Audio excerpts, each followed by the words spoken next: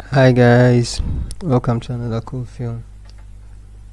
This year's cool film is mostly going to be on enterprise infrastructure basics and how it affects the developer. If you haven't watched the expectations for this year's cool films, you can check it out on the description section, or it should show on your screen as of now. So this year we're going to drift a little from just the software or the components architecture part of the solution that you want to render to the world or to the client or to the customer group or service providers that you've identified. And the gradual steps we want to take is to first of all understand some concepts or some infrastructure bits that you do not appreciate, but once you start appreciating it, it affects your solution. In the long run, it can affect your solution. So it helps you to write better or more robust systems that enterprises do need. So the first of it that we want to start with VMs or virtual machines. So someone say, how does VM affect my work as a developer?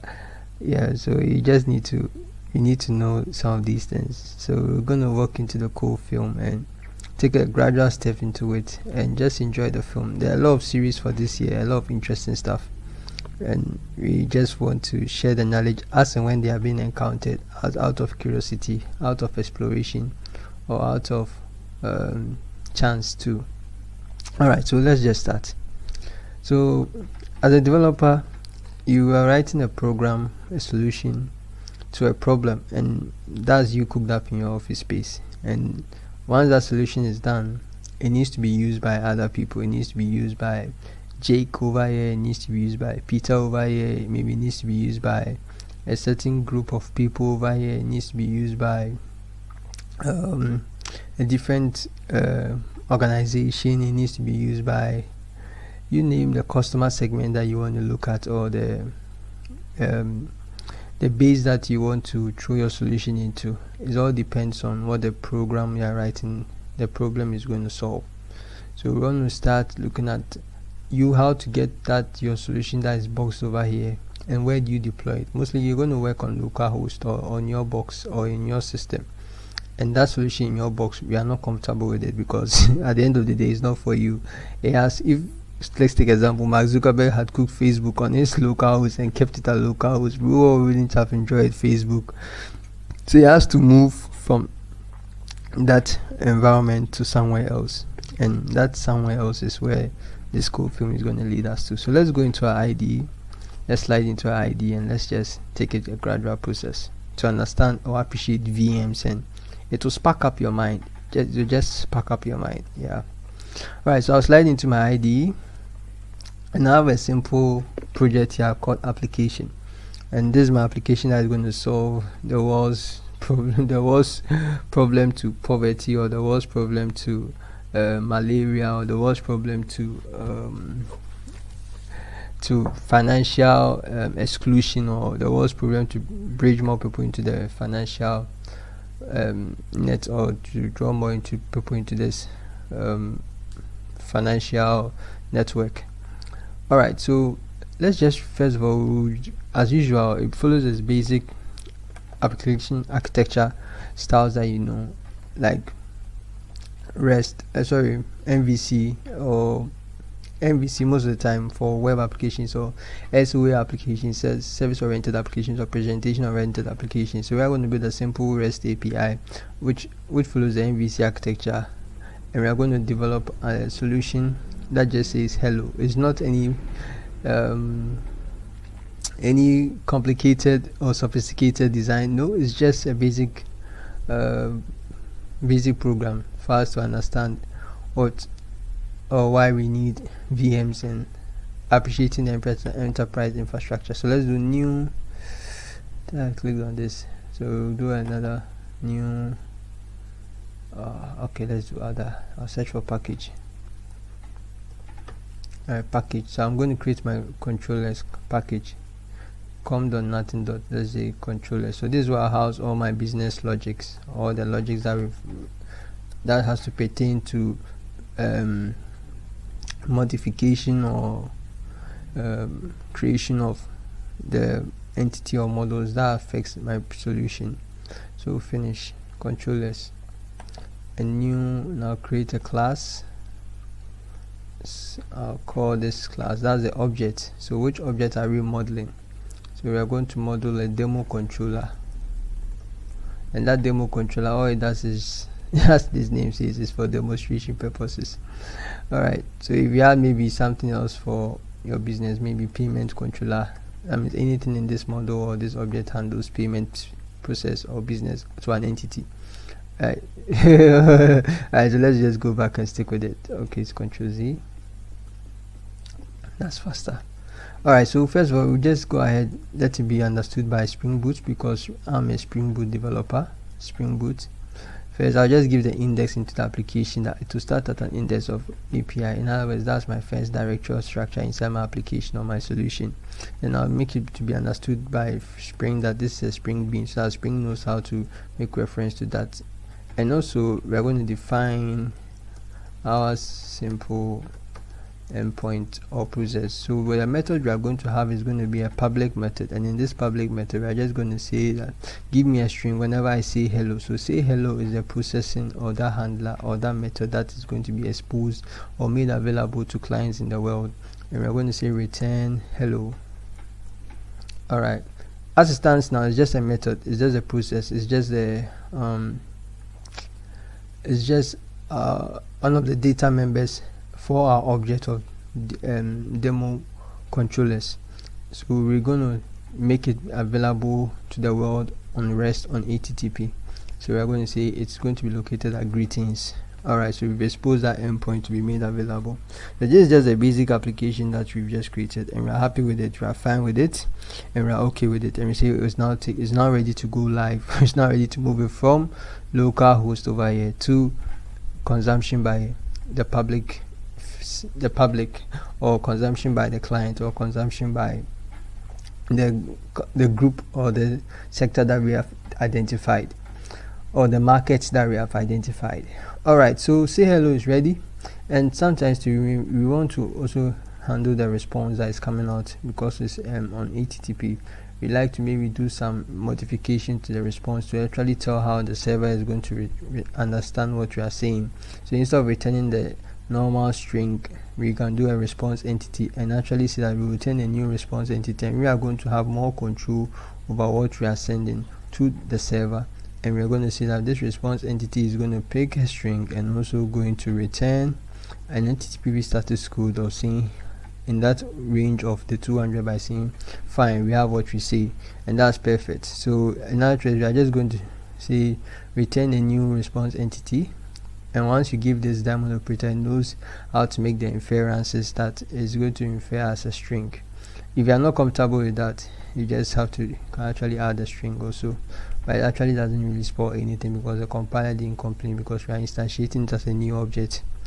Alright, okay, so we are fine here, and we are okay, we are ready to do our deployment. So because I'm done with this, I'm now going to prepare it as a file that can be understood by the server. Originally, as it stands now, traditionally what's being done is we deploy as a WAR file traditionally, and it's a WAR file that will help you to appreciate the jar way also of doing things. So we are going to use a WAR file approach to see how we are going to get this WAR file, prepare it, and make it consumable, or make it accessible to the market group, customer, or service providers that we have identified. Alright, so let's go ahead, let's run it. Let's hijack into the terminal, showing local terminal at git bash, and let's prepare and let's start making or turning this text that we have here into something that can be understood by the computer server. So we do a maven compile. Let's make it a little bit darker so we appreciate the flow. Maven compile, that's get ready, compile this, make it ready for us. Compilation, turning all the source code into something that can be understood by the server. Then do maven package, and we are going to package as a WAR file. So our packaging tool has to be ready.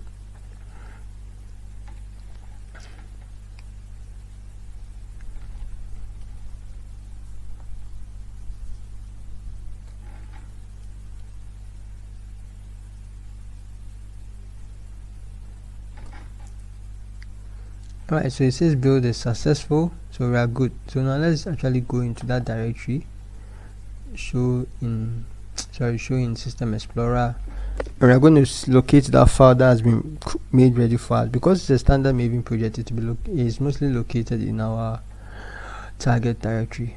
And the reason you are seeing, someone say, why am I seeing X? You are seeing X because I'm building it from one of my solutions. It's like a copy, so you don't really have to bother so much, don't worry. So this is our WAR file, it's made ready for us, and you can check from the time. No, let's be sure, we have so many of them, and this is 107, so this is the current one. Don't worry about all these ones are not necessary as now. So to prevent that, you can actually do a Maven clean to prevent any old bits of that. As I said, this is from one of my works, yeah, or projects, or yeah, or artifacts. Let's just proceed. So we are okay, we are fine, and then so we have our WAR file here.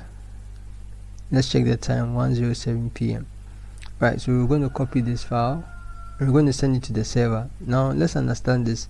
The server is on this computer, this device, and we are trying to deploy on the same device, so we have to have an operating system, have that software, and that software is handled or being done by Apache Tomcat server. So we have to have the Apache Tomcat server running on this device, and it is because if I have it here installed, I can check it up here.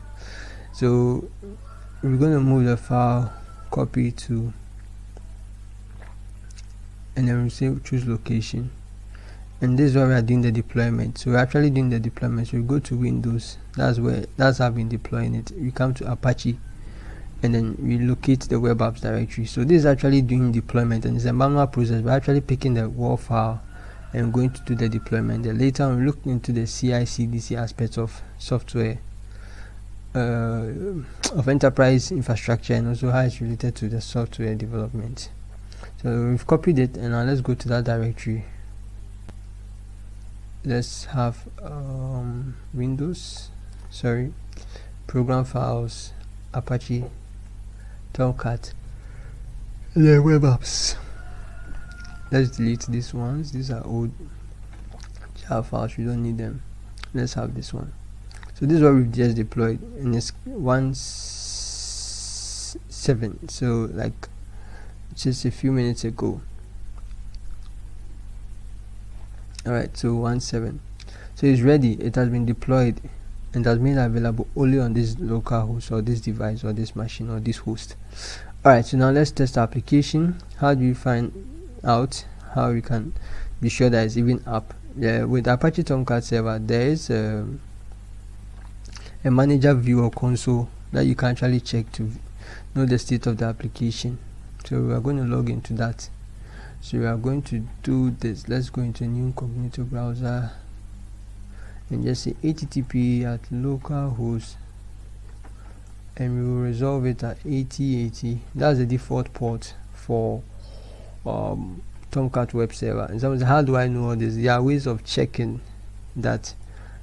Actually, the localhost here, you can come with an IP address of the device you are currently on, which is 192.168.0.162, and then hit manager. But it's going to give you an access denied, or we are getting an access denied, and that's because the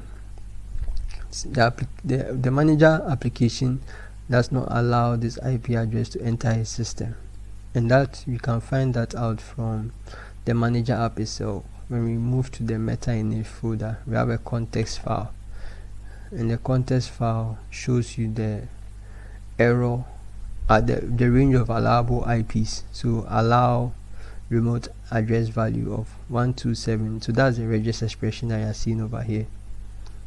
So it tells you the IP address range that it understands, or it's able to enter into the system box. And localhost resolves to 127.0.0.1.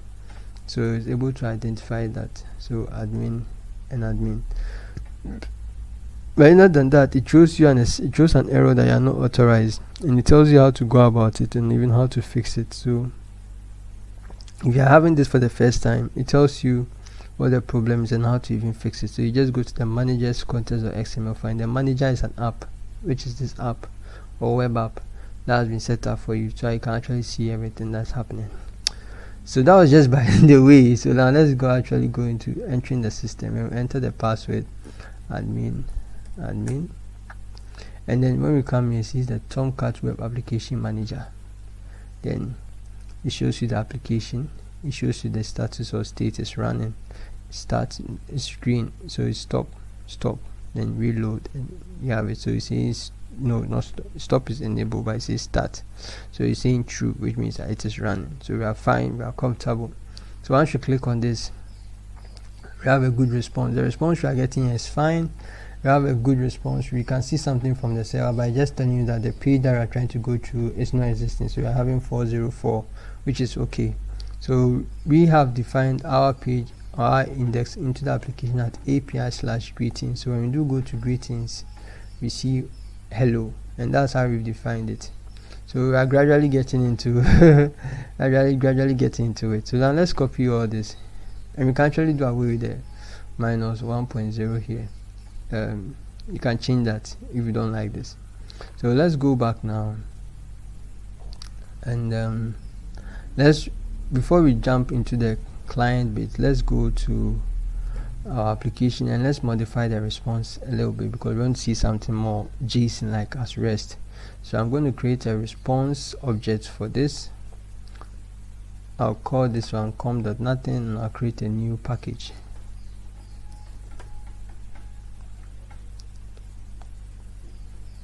And I'll call it responses,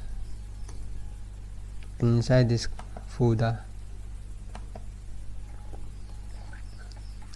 I'll create a root response, a new class,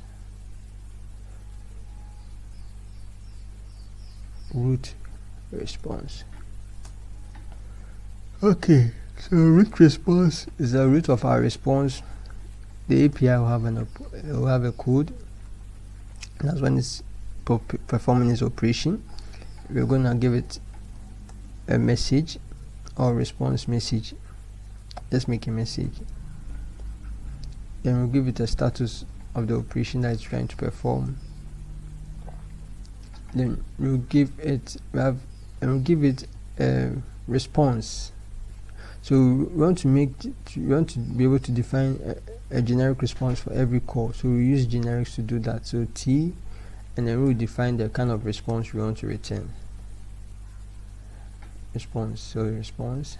Then we'll give a string, not string, but let's make a local date time, the time that it took, or the time that I actually executed this command. So that is the timestamp, and we're going to make this all private. We'll keep it as a package default.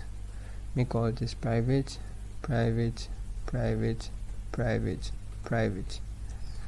Alright, and then we're going to use lombok to generate the getters and setters.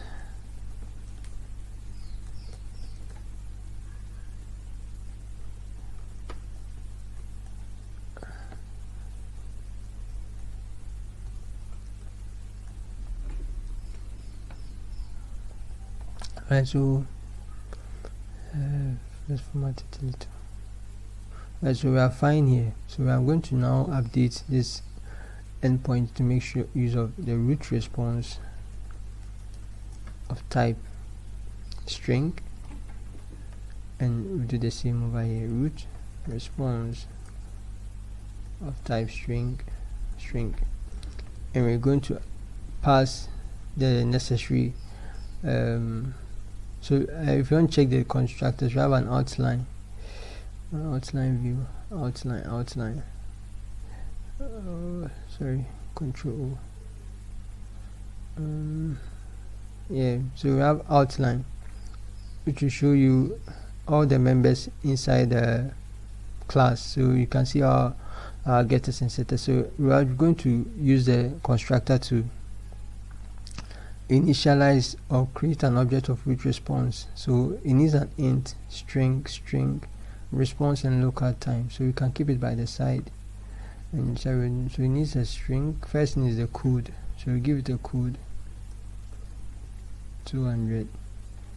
We give it a message. Give it a message.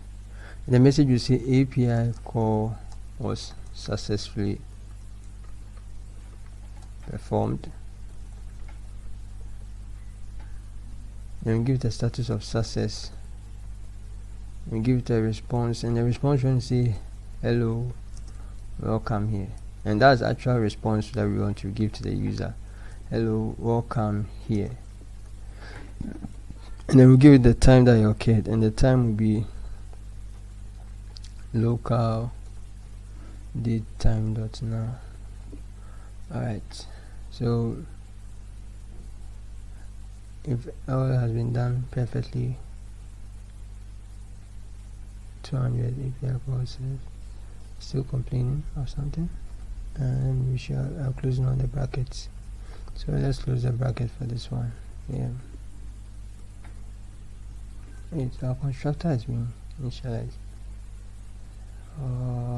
To TT.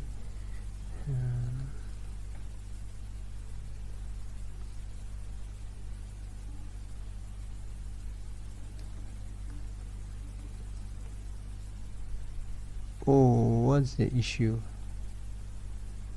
I think I've missed something, and I'm also not finding. Let's check where this one ends. Fine, ends here, and then it needs to have another one for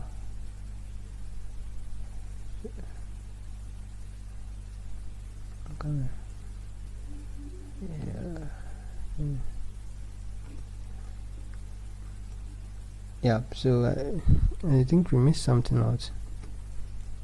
Oh, why is this giving me an error at this point?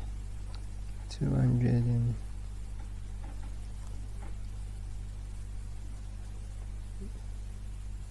and you shouldn't complain.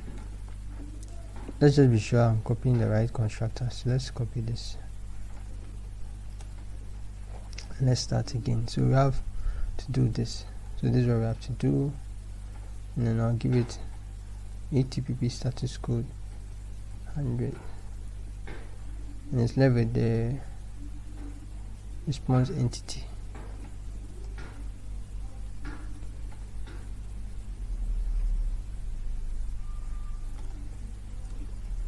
Oh,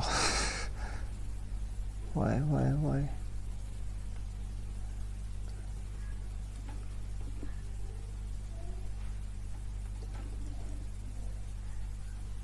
Oh, I missed the order.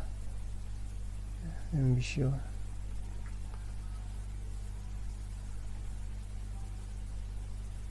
Status code, message, status, message, and then the time.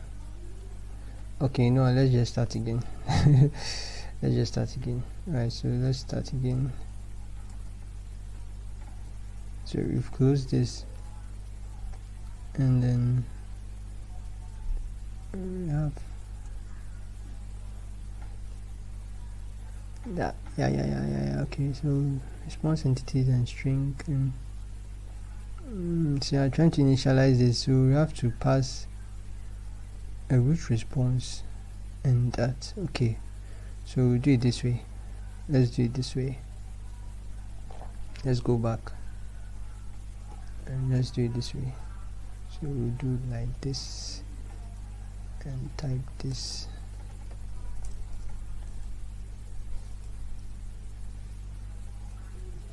A new root response inside this and that. Yeah, so we fixed it. Yes, it needs to, it's a root response, so the response entity needs a constructor of the new root response and the ATP status code. So this has to actually be the root response. Yeah, so we fixed it. Yeah, okay, so we are fine now. Alright, so now let's test our new API. But this is a new development, and then we have an old WAR file which we are using in our server, and that's going to give us issues because this is 1:17 p.m. this is now 1:22, so we have to send this new file. So let's actually make the deployment ready. Maven clean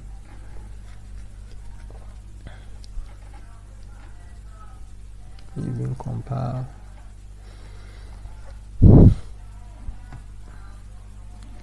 the Maven package.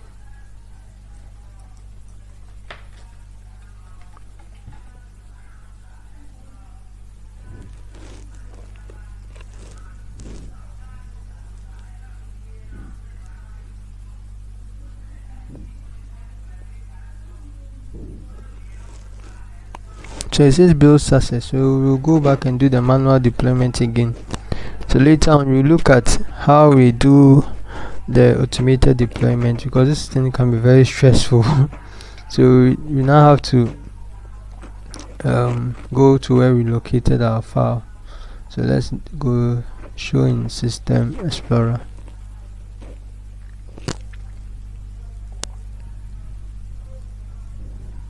We'll copy the WAR file. That's the current one, 123. Copy to. So in the rule case, you can automate this using a CI/CD approach. That's continuous integration, continuous deployment, and that one would have handled that for us. So later we'll look at how we do that. So we deploy it in web apps, we'll deploy it over here. But before that, let's just get rid of or delete the old what we have over there, because it's going to create issues. So we'll do away with the old deployment.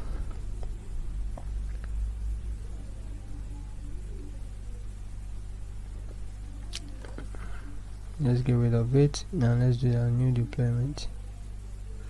Copy to. So we are doing this all on our local host. That's our personal device. So we've done the deployment. Our server is always up, so we've literally pushed it into the hot environment, and while the service is live, customers are actually going to consume this. Alright, so now let's fire from Postman.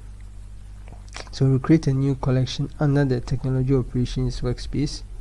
The collection we'll call it VM, because that's the first basic step of VM.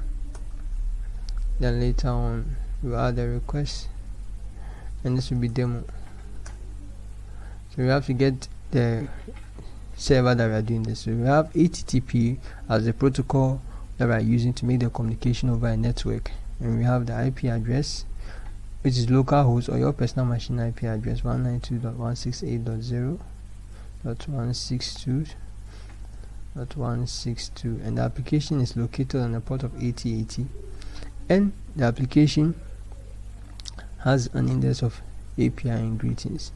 Don't worry, if any error comes, you can fix it. So if you hit greetings, let's at this port, let's see what we get. So we get 404 from the server, which means I cannot find the application. And when we do check from the application manager, let's go to the manager, HTTP, communicate on ATP.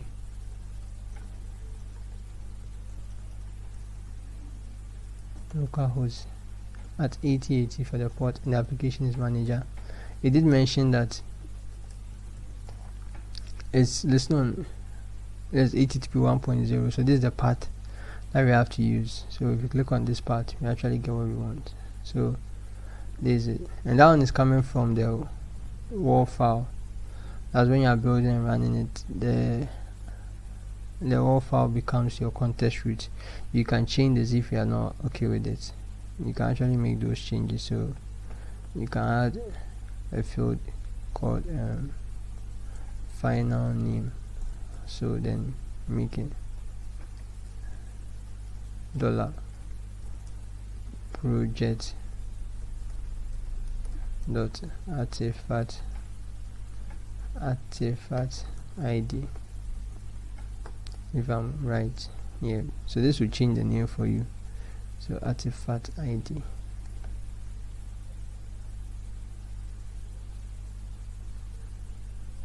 Artifact ID. Yeah, so the same. So if you do a new Maven clean, but I'm not going to deploy it, I just want to show you something. Maven clean, Maven package, Maven clean, Maven compile, and you do a Maven package, it should just give you the project ID, the project artifact ID, which is just application, without adding the version. Then you do Maven package now. Sorry.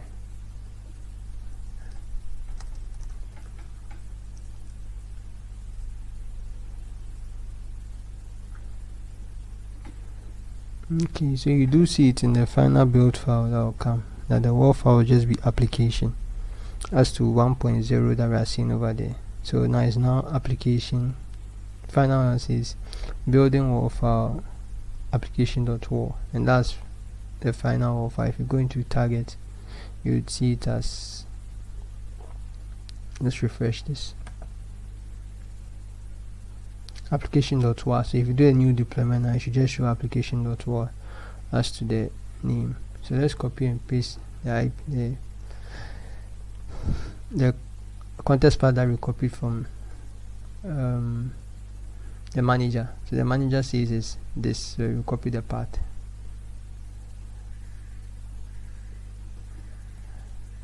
And we drop it here.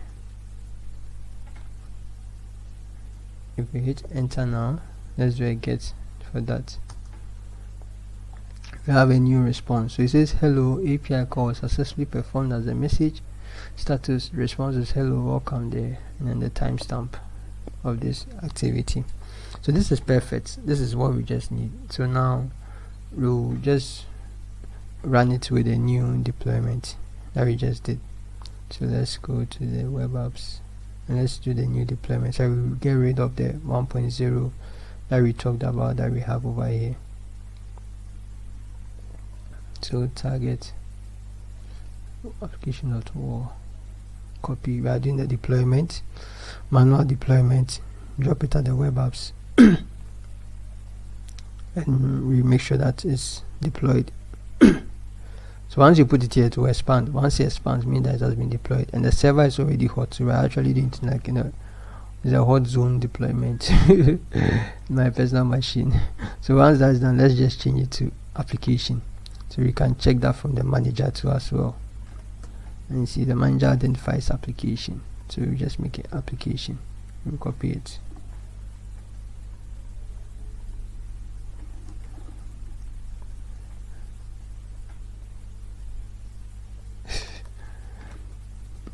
We'll send another request to this.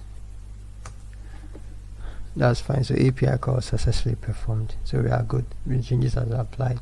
But as we said, this is all in our local host. So now we need the service has to be used by other stakeholders or other persons.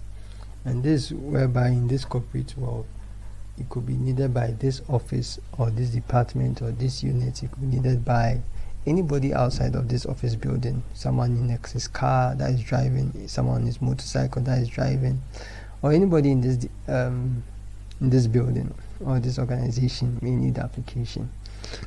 So how do we make the application accessible? The same way you have a computer that you are using, there has to be another computer that will handle that. So that's where we have servers.